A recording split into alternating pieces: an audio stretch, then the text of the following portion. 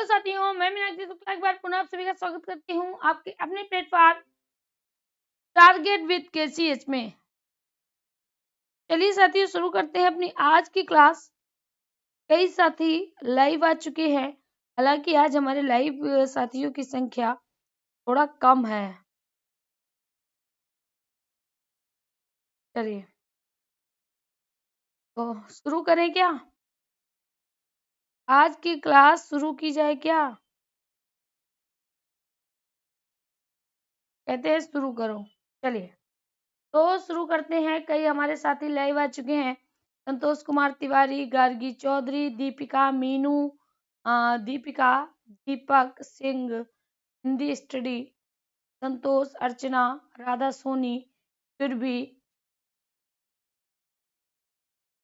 हाँ राधा सोनी इधर भी थोड़ा सेंड कर देना।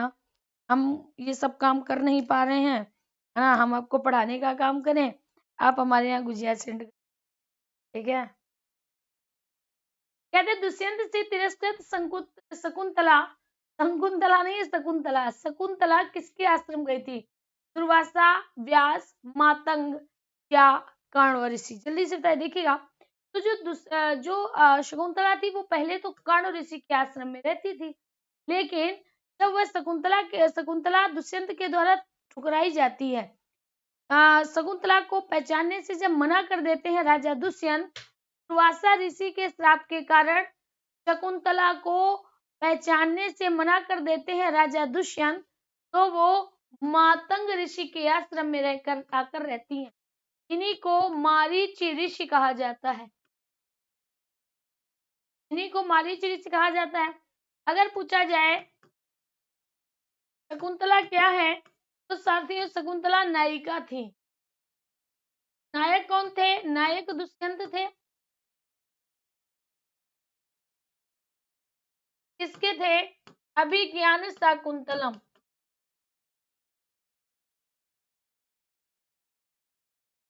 अभिज्ञान शाकुंतलम आपने सुना होगा।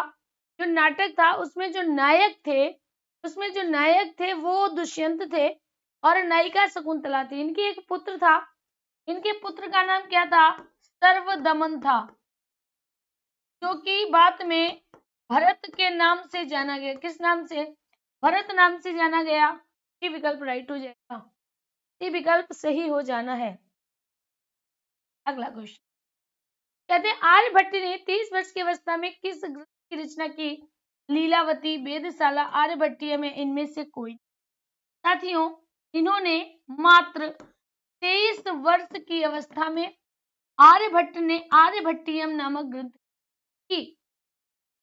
ये रचना इनकी गणित और खगोल की थी। हम कह सकते हैं गणित की थी और खगोल पर आधारित थी। इसमें अगर बात की जाए तो सिर्फ 4 अध्याय थे। कितने अध्याय थे? 4 अध्याय थे और संस्कृत में लिखी हुई थी। किस में लिखी हुई थी?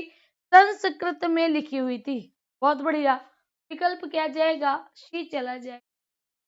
अगला क्वेश्चन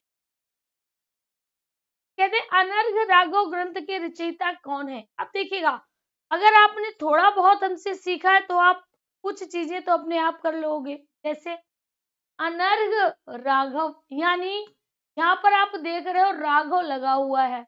राघव का मतलब क्या है? रघु, राजा रघु, जो कि राम के पूर्वज थे। राम के पूर्वज थे, है ना। इसीलिए राम को राघव भी कहा गया। कहते नहीं रघुपति राघव राजा राम, कहते हो ना। तो राजा राम को हम राघव भी कहते हैं। तो यानी इसका अगर हम बात करें, राघव अनर्घ राघव जो रचना है इसका उपजीव्य 100% रामायण रहा होगा। इसका जो उपजीव्य है वो 100% रामायण रहा होगा। कहते हैं ये लिखा किसने है? राजशेखर, जयदेव, मुरारी या सोमदेव ने? विकल्प क्या जाएगा?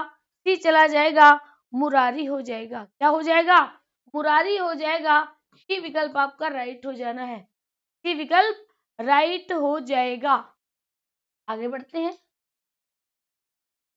कहता है किस महाकाव्य का आरंभ और समापन? वेरी गुड, बहुत बढ़िया प्रश्न है।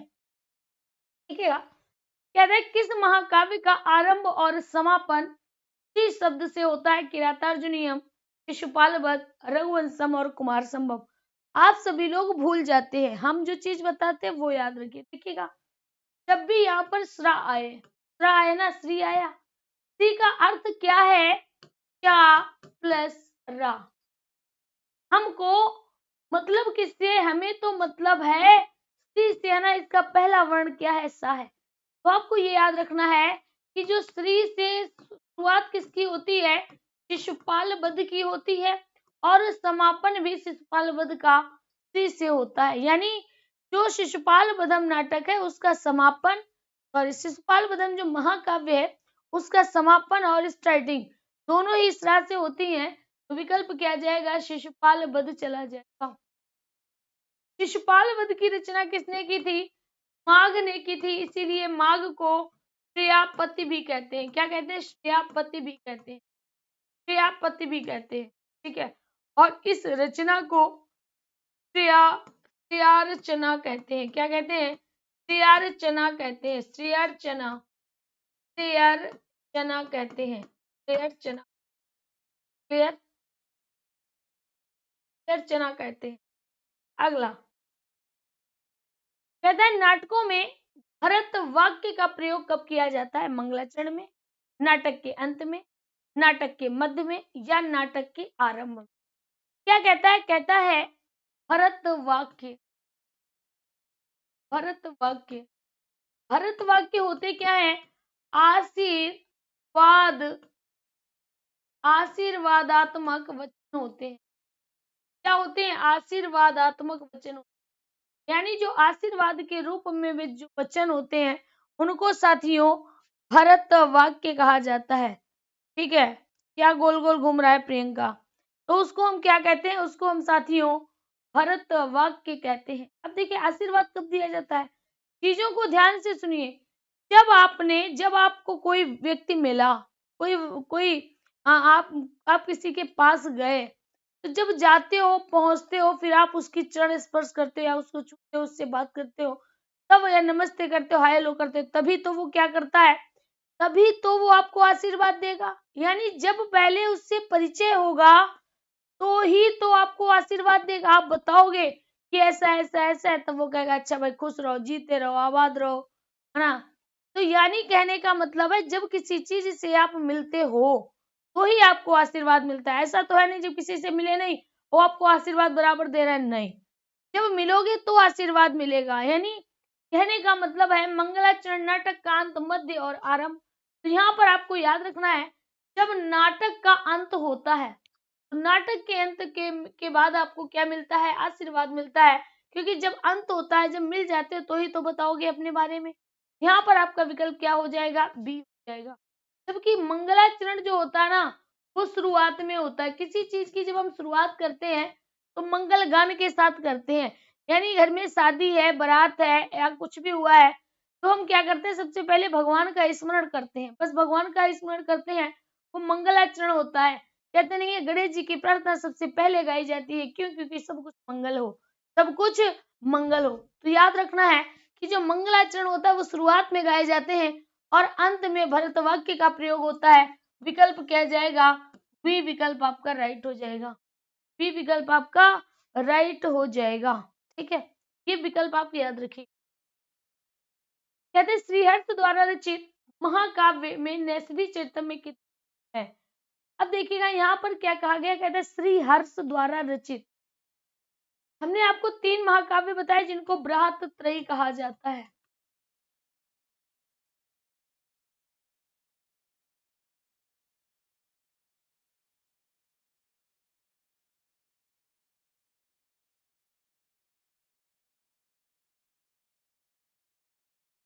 अठारह, 22। यानी नैषधि चरितम में कितने सर्ग हैं? 22 हैं। तो यहाँ पर सबसे पहले आप क्या करोगे? डी विकल्प लगाओगे 22। अगर पूछा जाए इसमें सूत्र कितने हैं? 2830 इसमें श्लोक है, 2830 इसमें श्लोक है। इसी को यानी महाकाव्य जो है नैषधि चरितम को विद्वानों के लिए औसत माना गया। कानों के लिए औषधि माना गया। कानों के लिए औषधि किस माना गया है? तो दोस्तम, अभी हमने 2 दिन पहले करवाया था। दोस्तम किसे कहा गया है? तो वह साथियों नैषधि चेतम को कहा गया है। यहाँ पर विकल्प आपका क्या हो जाएगा? ई विकल्प हो जाएगा। ठीक है, अगला कहते हैं वाल्मीकि के रामायण में किस रस की प्रधानता है? देखिएगा, जो वाल्मीकि की रामायण है उसकी जो शुरुआत होती है, शुरुआत में एक दृश्य का वर्णन है जिसमें क्रौंच पक्षी को एक शिकारी के द्वारा मार दिया जाता है, जिसकी याद में क्रौंची भी बिलख रही होती है। और यानी जब किसी के मृत्यु के बाद जो दुख होता है वो करुण कहलाता है। किसी की मृत्यु के बाद जो मन में दुख होता है वो शोक कहलाता है। किसी की मृत्यु के बाद मन में जो दुख होता है वो शोक कहलाता है। जो रामायण है, रामायण की जो शुरुआत होती है वो क्रौंच पक्षी की मृत्यु से होती है। क्रौंच पक्षी की मृत्यु से होती है, यानी अगर क्रौंच पक्षी की मृत्यु हो गई तो यहाँ पर जो क्रौंची को होगा वो दुख होगा, और ये दुख किसके जैसा होगा? शोक के समान होगा। तो रामायण में अगर पूछा जाए रामायण की जो शुरुआत होती है किस रस से होती है, तो आप क्या कहिएगा? करुण रस से होती है। इसीलिए रामायण करुण रस प्रधान है। अगर बात करें रामचरितमानस, सॉरी राम उत्तर रामचरितम, जिसको भवभूति ने लिखा है, ये भी साथियों आपकी करुण रस प्रधान रचना है। सी विकल्प आपका राइट हो जाएगा। अगला क्वेश्चन कहता है दरिद्र चारुदत्त। चारुदत्त याद आया ना? दरिद्र चारुदत्त याद आ गया होगा, एक फिगर आ गया होगा। कहते हैं बाल चरितम, दूत घटोत्कच, ये सभी रूपक इनके द्वारा लिखित है। तो हमने आपको बताया था दूत वाक्यम, दूत वाक्यम, दूत घटोत्कच, उरुग भंगम, उरुग भंगम, ये सभी की सभी रचनाएं जो हैं ये सभी की सभी एकांकी हैं। याद करिएगा, हमने आपको ये बताया कि ये एकांकी भास के द्वारा है। भास के द्वारा 13 रचनाएं लिखी गई हैं, जिसमें दरिद्र चारुदत्त नाटक था। दरिद्र चारुदत्त नाटक था, इसके 7 अंक थे। तो यहाँ पर आपका विकल्प क्या चला जाएगा? भी चला जाएगा, भास हो जाएगा। भास की और भी रचना है प्रतिमा नाटकम, अविमारकम, विज्ञा योगंधरायण,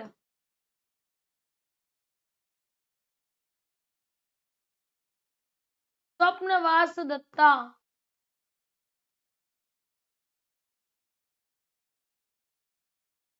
ये कुछ रचनाएं हैं। तो ये भी आप याद रखना, यहाँ पर आपका विकल्प क्या जाएगा? ये विकल्प चला जाएगा, भास हो जाना है। क्या हो जाना है? भास हो जाएगा। अगला क्वेश्चन कहता है प्रियदर्शिका, नागानंद और रत्नावली। प्रियदर्शिका, नागानंद और रत्नावली के लेखक कौन है? यहाँ पर है हेमचंद, मुरारी, विशाखदत्त और हर्षवर्धन। हर्षवर्धन ने लिखी है प्रियदर्शिका, नागानंद और रत्नावली। ये विकल्प हो जाएगा, ये विकल्प आपका राइट होगा। अगला रावण वध की रचनाकार कौन है? प्रवरसेन, भट्टी, कालिदास और रत्नाकर। तो देखिएगा, ऐसे आपके सामने आया रावण वध, ध्यान दीजिएगा, रावण वध में रावण के वध का वर्णन है।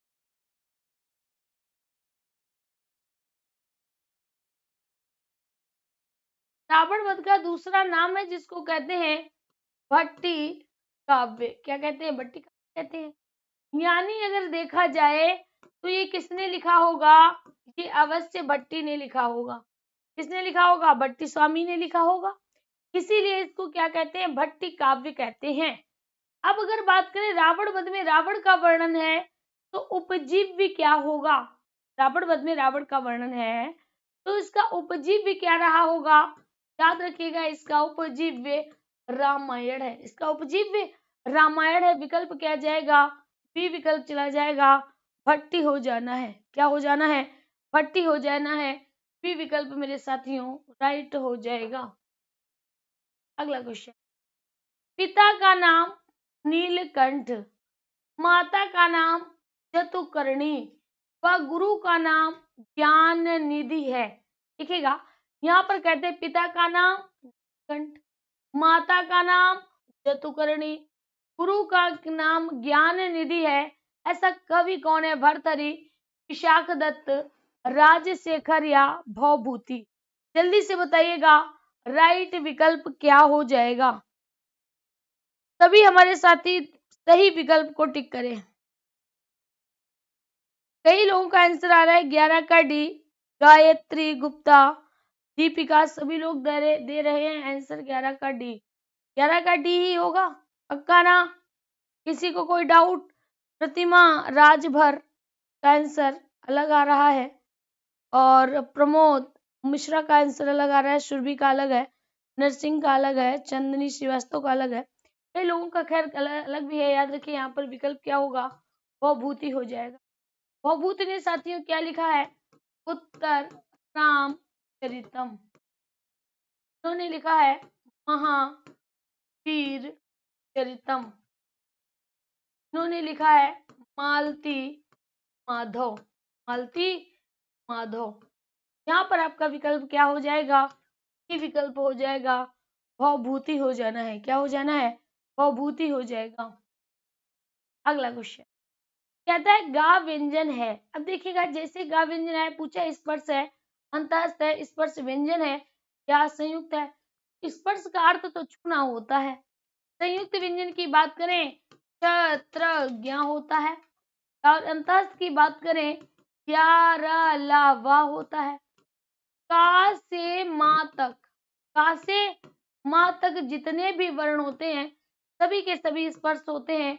ये विकल्प आपका राइट हो जाएगा। सी विकल्प मेरे साथियों राइट हो जाएगा। क्लियर, सी विकल्प आपका राइट हो जाना है। क्लियर, यहाँ तक बात सभी को समझ में आ गई? आगे बढ़े।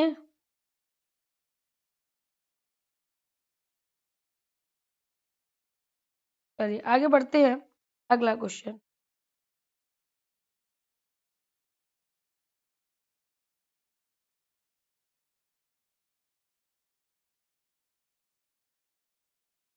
आगे बढ़ते हैं। कहते हैं सड़ नाम पद में संधि है। अब देखिएगा यहाँ पर क्या लिखा है, कहता है सड़ नाम, सभी लोग देखिएगा यहाँ पर जो माँ है वो कौन सा है, पंचम वर्ण है, पंचम वर्ण है, यानी पंचम वर्ण की बात कर रहा है, यानी अनुनासिक, अनुनासिक संधि हो जानी है। क्या होगी, अनुनासिक संधि। क्या कहता है, यहाँ पर कोई भी वर्ण है अगर उसका मेल ना और माँ से होगा, यहाँ पर कोई भी वर्ण है, जल है, खर है, जो भी है, अगर इसका मेल, यानी यहाँ पर हम कह सकते हैं किसी भी व्यंजन का मेल अगर ना या माँ से होता है तो वह अपने पंचम वर्ण में बदल जाएगा। तो बदलेगा, पंचम वर्ण में बदल जाएगा। तो यहाँ पर क्या होगा, सट होगा कि नहीं होगा। और जब इसका मेल ना या माँ से हुआ होगा तो यही अपने से पांचवे में बदलेगा, ठा ठा डा ढा अड़ा, यानी क्या हो जाना है, ये वाला अड़ा हो जाएगा। यहाँ पर क्या हो जाएगा, सड़ नाम हो जाएगा, सड़ नाम हो जाएगा। अब देखिए यहाँ पर क्या कहता है, कहते हैं अनुस्वार स्तुत गुण और स्तुत। अब देखिएगा, अब यहाँ पर एक चीज और याद रखिएगा, यहाँ पर तो कोई संधि सही नहीं है। कैसे दिखाते हैं, कहते हैं अनुस्वार, अनुस्वार में माँ का अनुस्वार हो जाता है, गलत हो गया। स्तुत की बात करें तो कहता है ता या ता का मेल था या टा से होता है, टाटा डा सॉरी, ता या चा से होता है, यानी चू का मतलब है चा छा जा झा और वहां, इनसे होता है तो इनमें से परिवर्तन होगा। लेकिन यहाँ पर देखिएगा ता था दादा ना है, यानी इस वाले पद में तो ये वाले लगेगा नहीं, गुण संधि होगी नहीं। स्तुत तो कहता है ता या ता का मेल, यानी यहाँ पर ता था दादा ना आना चाहिए था। अगर ये हा या टा से मिलेगा, यानी टा ठा डा ढा ड़ा, तो यहाँ पर इस सा का ये खा होगा और ता का टू होगा। ये भी नहीं सही है, यानी इसमें से कोई भी सही है ही नहीं। इसमें राइट विकल्प आपका अनुनासिक हो जाना है। क्या हो जाना है? अनुनासिक हो जाएगा। याद रखिएगा आप सभी लोग, क्या हो जाएगा? अनुनासिक हो जाएगा। ठीक है, बिल्कुल सही, कोई उत्तर सही नहीं है। अगला कहते हैं चटकऊ में कौन सा समास है? अब देखिए यहाँ पर क्या कहता है चटकऊ। क्या कहता है? चटकऊ। जैसे आपने चटकऊ देखा, याद रखिए चटकऊ में आप औ की मात्रा देख रहे हो, इसके मतलब कोई दो जन है, यानी दो लोग हैं। क्योंकि चटका का रूप कैसे चलता है? चटका, चटकऊ और चटका, यानी हम कह सकते हैं ये द्विवचन का है। कितना वचन का है? दो वचन का। और दो वचन कब आएगा? जब दो लोग होंगे, यानी यहाँ पर कोई दो लोग होंगे। अब यहाँ पर सबसे पहला क्या होगा? सबसे पहले आप करेंगे चटका, स्त्रीलिंग करेंगे चा, फिर करेंगे फिर चटका चा, यानी यहाँ पर दो चटका होंगे। ये जो चटका होगी वो नर चटका होगी, नर चिड़िया होगी, और ये जो चटका होगी वो मादा चिड़िया होगी। जब दो लोग होंगे तभी तो द्विवचन होगा। यहाँ पर दोनों बराबर के पद हैं, तो बराबर पद होने के कारण द्वंद्व समास हो जाएगा। द्वंद्व समास हो जाएगा, जो एक से द्वंद्व हो जाएगा। एक पद से द्वंद्व हो जाना है। बी विकल्प मेरे साथियों सही हो जाएगा। बी विकल्प आपका राइट हो जाएगा। चलिए आगे बढ़ते। कहता है अश्वात रामा अपतत, इस वाक्य में आए अश्वात पद में कौन सी विभक्ति हो? तो देखिएगा यहाँ सबसे पहले अश्व, अश्व जो है ना वो अकारांत पुल्लिंग, अकारांत पुल्लिंग है, अब इससे हो क्या गया? अश्वात हो गया। अब हमने आपको अकारांत पुल्लिंग के रूप याद कराए हैं राम के, सभी को राम के रूप याद होंगे। राम अकारांत पुल्लिंग का है। यहाँ पर राम के रूप याद करो, जहां पर अश्वात आ जाए, कहने का मतलब जहां पर रामात आ जाए वहीं पर रुक जाइएगा। चलिए पढ़ाते हैं। रामा रामो रामा, रामम रामो रामान, रामेण रामभ्याम रामई, रामात, यानी जो रामात है, जो रामात है वो पंचमी है। रामा रामो रामा, रामम रामो रामा, रामेण रामभ्याम रामई, रामाय रामभ्याम रामेभ्य रामात। रामात जो है, रामात साथियों कैसा है? पंचमी विभक्ति है, और पंचमी विभक्ति में सदैव क्या होता है? अपादान कारक रहता है। क्या रहता है? अपादान। क्योंकि कहता है अगर कोई चीज किसी से अलग हो रही है, अगर कोई चीज किसी से अलग हो रही है तो अलग होने की दशा में, अलग होने की दशा में अपादान होता है, अलग होने की दशा में अपादान होता है। तो कहता है अश्वात, यानी अश्वात मतलब अश्व से, घोड़े से। रामा, रामा मतलब राम, अपतत मतलब क्या? तो भैया राम घोड़े पर बैठा होगा, घोड़े से क्या हो गया? गिर गया। तो अश्व से यहाँ पर पंचमी विभक्ति हो जाएगी। विकल्प आपका ए चला जाएगा, विकल्प आपका ए चला जाएगा। पंचमी विभक्ति हो जाना है, पंचमी विभक्ति हो जाएगा।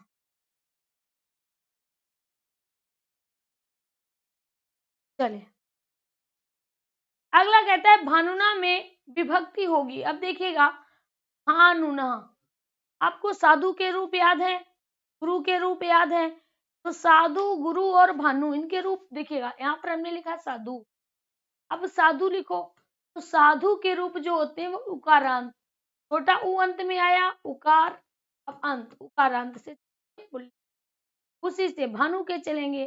तो चाहे गुरु के चला लो, गुरु गुरु गुरुवा, गुरुम गुरु गुरुन, गुरुणः, यानी गुरु से क्या बन गया? गुरु से बन गया गुरु ना, और यही ना किसमें बदल गया? ड़ा में बदल। ठीक है, ऐसे ही भानु के चलेंगे। भानु का क्या हो जाएगा? भानुना। क्या हो जाएगा? भानुना हो जाएगा। तृतीया विभक्ति एक वचन होना है। तृतीया विभक्ति एक वचन होना है। सी विकल्प आपका राइट हो जाएगा। सी विकल्प आपका राइट हो जाना है। राइट विकल्प आपका तृतीया एक।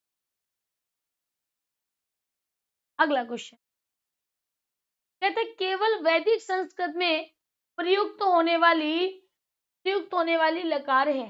कहता है लंग है, लिंग है, लुंग है, लेट है। देखिएगा, अगर हम इन चारों की बात करें तो आपको ये याद रखना है इन धातुओं का विकास लेट से हुआ है। विकास लेट से ही हुआ है। इनका प्रयोग मेरे साथियों लौकिक संस्कृत में होता था। लौकिक संस्कृत में होता था। अब तो खैर नहीं होता था, पहले लौकिक संस्कृत में इनका प्रयोग होता था। और लेट का प्रयोग वैदिक संस्कृत में होता था। वैदिक संस्कृत की बात करें तो याद रखना वह संस्कृत जो वेदों के लिए प्रयुक्त, वह संस्कृत जो वेदों के लिए प्रयुक्त हुई उसको वैदिक संस्कृत कहा गया। और वह संस्कृत जो साथियों लोक में बोलने के लिए प्रयुक्त हुई उसको लौकिक संस्कृत कहा गया। यहाँ पर आपका विकल्प क्या जाएगा? डी विकल्प चला जाएगा। लेट लकार हो जाएगा। लेट लकार हो जाएगा।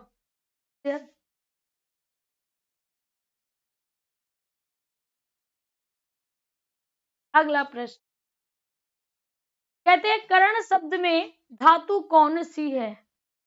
जल्दी से बताइएगा, करण शब्द में धातु कौन सी होगी?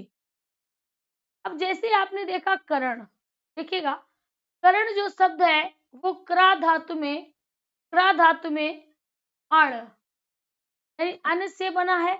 करण, करण। अब देखिए का में का रा, री और आ रा बना, करण, करण से करण बना। यानी हम कह सकते हैं क्रा धातु में अन जुड़ा।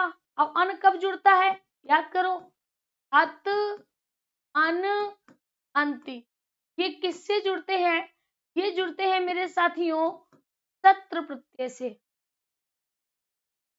सत्र प्रत्यय से जुड़ते हैं। तो यहाँ पर हम क्या कहेंगे? धातु पूछ रहा है तो मूल धातु क्या है? क्रा आपकी धातु है जिसका अर्थ होता है करना। जिसका अर्थ क्या होता है? जिसका अर्थ होता है करना। विकल्प आपका क्या चला जाएगा? डी विकल्प हो जाएगा। डी विकल्प आपका राइट हो जाना है। अगला क्वेश्चन कहते संस्कृत के अनुसार कौन सा शब्द शुद्ध है? कई आपके उपर्युक्त लिखे हुए हैं। सबसे पहले हम देखते हैं, कहता है उपरि और उक्त। दूसरा कहता है उपरि युक्त। तीसरा ये और चौथा ये। अब भैया समस्याएं तो बहुत है क्योंकि सारे हमको सही लग रहे हैं। तो कहा गया है उपरि, उपरि मतलब ऊपर और उक्त मतलब कहा गया। यानी यहाँ पर देखा जाए तो ई का मेल किसी असमान स्वर से हो रहा है। ई का मेल किसी असमान स्वर से हो रहा है। देखिएगा ई का मेल किसी भी असमान स्वर से होगा तो या में बदलेगा। ऊ का मेल किसी असमान स्वर से होगा तो बच्चा मेरे वा में बदलेगा। री का मेल किसी असमान स्वर से होगा तो रा में बदलेगा। और रा का मेल किसी असमान स्वर से होगा तो ला में बदलेगा। यहाँ पर ई का मेल हो रहा है तो भैया ई का मेल जब किसी भी दूसरे वर्ण से होगा, किसी स्वर से होगा तो ई निकल जाएगा, या हो जाएगा। तो जब रा से ई निकल जाएगा तो रा के नीचे हलंत लगेगा क्योंकि रा स्वर रहित हो जाएगा। तो यहाँ पर हम क्या लिखेंगे? इस तरह से लिखेंगे। अब ई का क्या हो गया? या में ऊ लग जाएगा तो इस तरह से बनेगा उपरयुक्त। अब रा आधा है तो इस पर चला जाएगा। यानी अगर देखा जाए तो राइट विकल्प क्या होगा? उपरयुक्त हो जाएगा। सी विकल्प आपका राइट होगा। सी विकल्प आपका राइट हो जाएगा। आगे बढ़ते कहता है कौन सा गलत कथन है? आपको गलत कथन को चुनना है। संस्कृत में कारकों की संख्या 3 होती है। नहीं भैया 6 होती है। संस्कृत में पुरुष 3 बिल्कुल। संस्कृत में लिंगों की संख्या 3 बिल्कुल। संस्कृत में वचन 3 बिल्कुल। एक वचन, द्विवचन, बहुवचन। स्त्रीलिंग, पुल्लिंग, नपुंसकलिंग, प्रथम पुरुष, मध्यम पुरुष, उत्तम पुरुष। विकल्प क्या जाएगा? ये आपका राइट, ये विकल्प आपका गलत होगा। अगला क्वेश्चन कहते हैं अनु उपसर्ग का प्रयोग किस शब्द में नहीं हुआ है? अब देखिएगा, अगर आपसे पूछा जाए कि उपसर्ग शब्द बनता किससे है, तो सज धातु से, सज धातु के प्रयोग से या सज धातु में उप के योग से उपसर्ग शब्द का नियोजन होता है। अब यहाँ पर आपको बताना है कि किसमें उपसर्ग अनु नहीं है। सबसे पहले अनु अगर निकाल दो तो कृति बचेगा, अनु अगर निकालोगे तो उपस्थित बचेगा, इसका तो अर्थ नहीं है। अनु अगर निकालोगे तो राग बचेगा, सही है।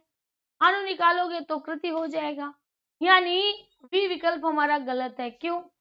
देखिएगा, अनुपस्थित जो शब्द लिखा है, अनुपस्थित जो शब्द लिखा है ना, तो यहाँ पर अगर हम अन निकालेंगे, क्या अन, जब अन निकालेंगे तो उपस्थित बचे, क्या बचेगा? उपस्थित बच जाएगा। राइट विकल्प आपका क्या होगा? अन धन उपस्थित हो जाएगा। बी विकल्प आपका राइट होगा, बी विकल्प आपका राइट हो जाना है। आगे बढ़ते हैं। कहता है निम्नलिखित में 22 से लेकर 26 प्रश्नों के उत्तर आपको इस श्लोक से देने हैं। कई बार इस श्लोक को हमने आपको पढ़ाया भी है। कहता है वृत्तम, वृत्त किसे कहते हैं? चरित्र को। कहते हैं चरित्र की यत्न पूर्वक रक्षा करनी चाहिए, चरित्र की हमें पूरे यत्न के साथ रक्षा करनी चाहिए। वित्तमेति च याति च, वित्तम मतलब वित्त, एति आता है, इच्छा याता, याति च जाता है। धन तो आता जाता रहता है, लेकिन चरित्र के साथ ऐसा नहीं है।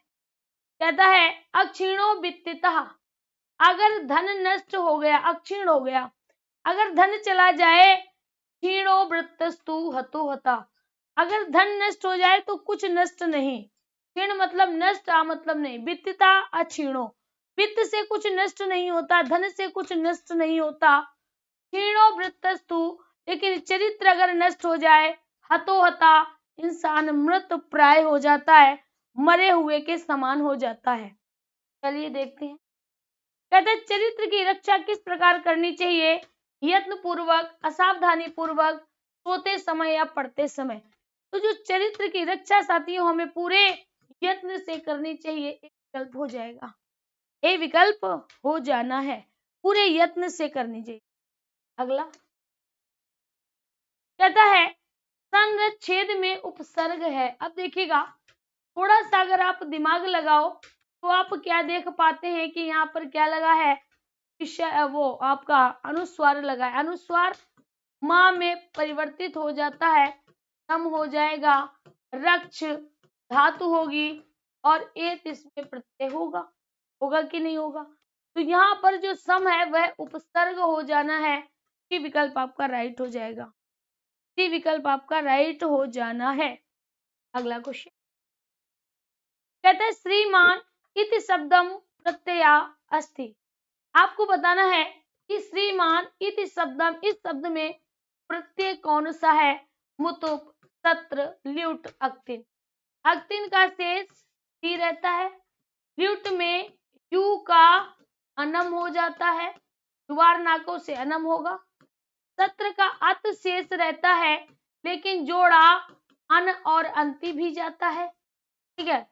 मतुप की बात करें तो मतुप का वान, वति, वत और मान, मति, मत शेष रहता है। इसका अर्थ होता है वह इसका है, वह इसका है, या वह में है, वह इसका है, वह है, ये इसका अर्थ होता है मतुप का।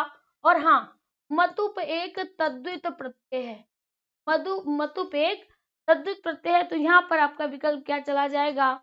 ए विकल्प आपका राइट हो जाएगा, ए विकल्प आपका राइट हो जाएगा। चलिए आगे बढ़ते। कहता है हता में प्रत्यय, कहते हैं हता में प्रत्यय कौन सा है? अक्ता, अक्तवतु, अक्त्वा या ल्यप। देखिएगा, अगर हम कहीं पर भी अक्त्वा प्रत्यय जोड़ेंगे तो शेष रहेगा, अगर किसी में हम ल्यप जोड़ेंगे तो पीछे या और आगे उपसर्ग रहेगा।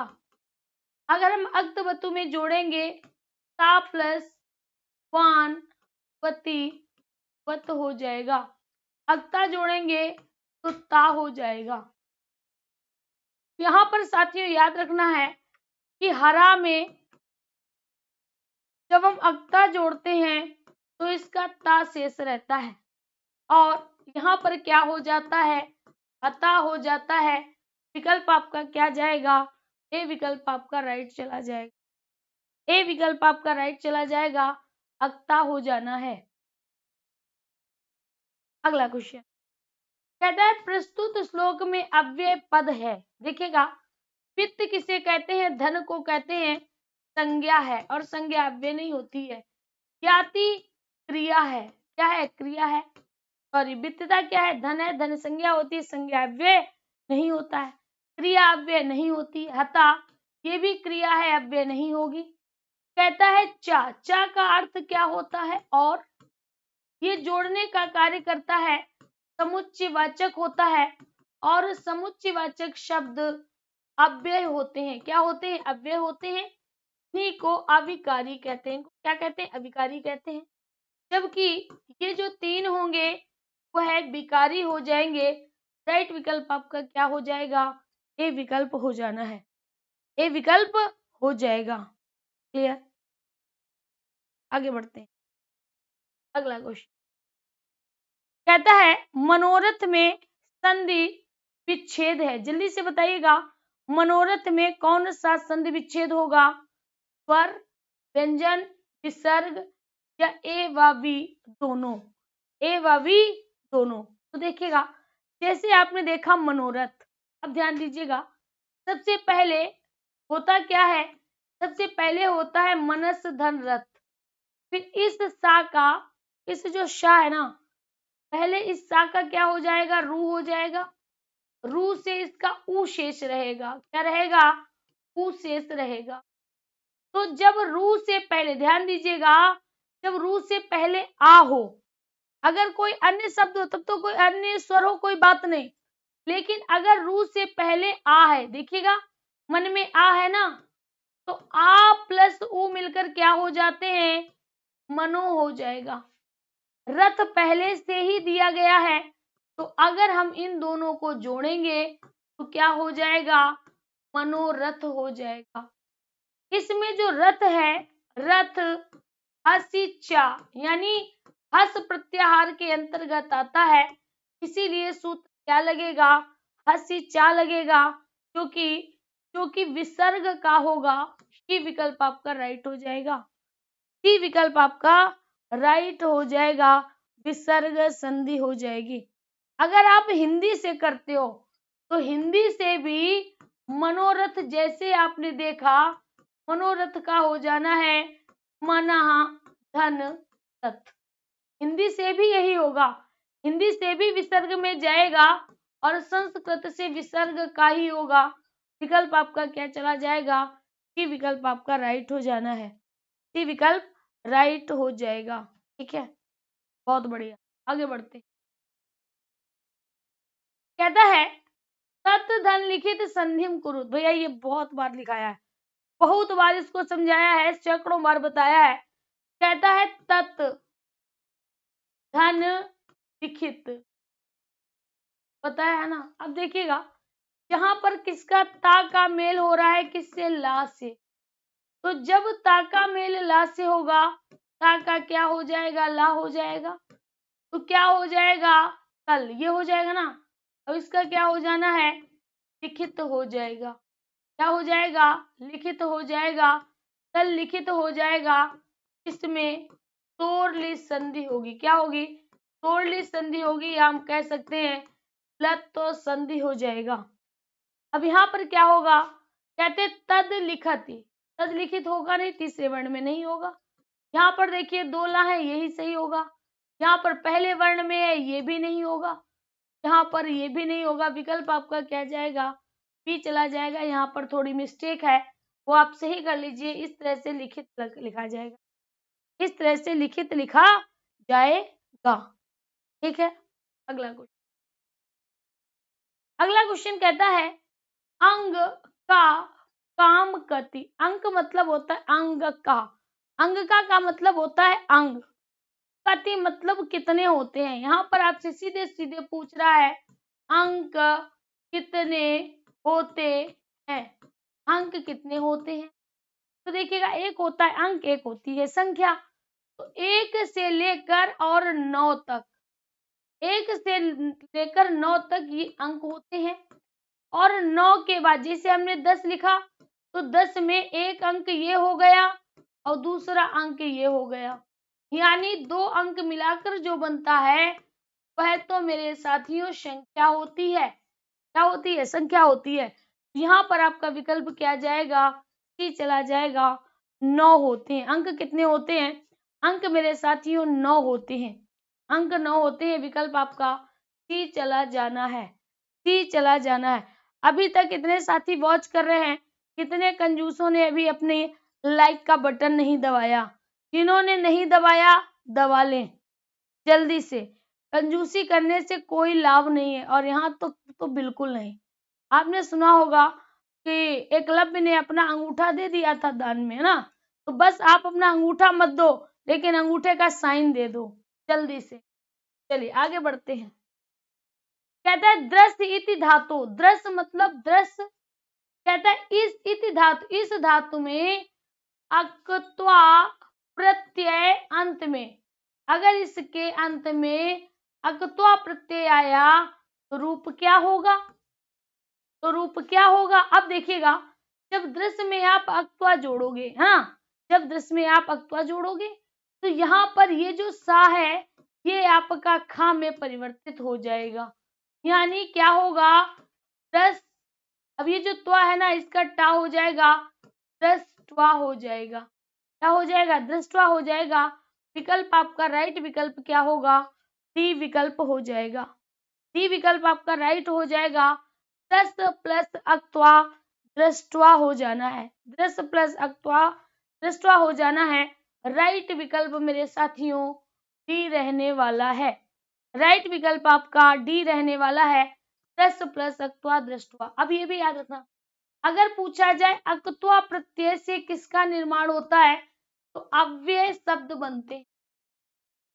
इससे मेरे साथियों पूर्वकालिक क्रिया का निर्माण होता है, पूर्वकालिक क्रिया का निर्माण होता है।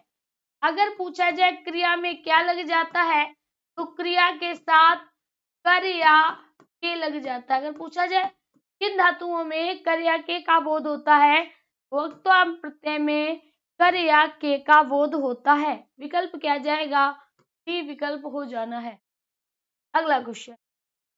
तो मेरे प्यारे प्यारे साथियों आज की प्रश्नोत्तरी की श्रृंखला में प्रश्नों की श्रृंखला यहीं तक थी।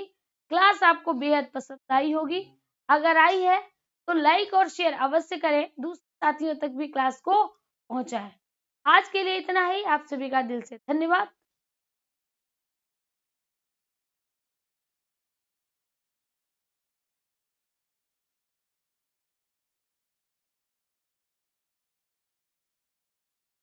टेस्टेड तुम्हें नहीं पता है तो तुम बेटा अभी बहुत बच्चे हो, थोड़े दिन बाद पता चल जाएगा।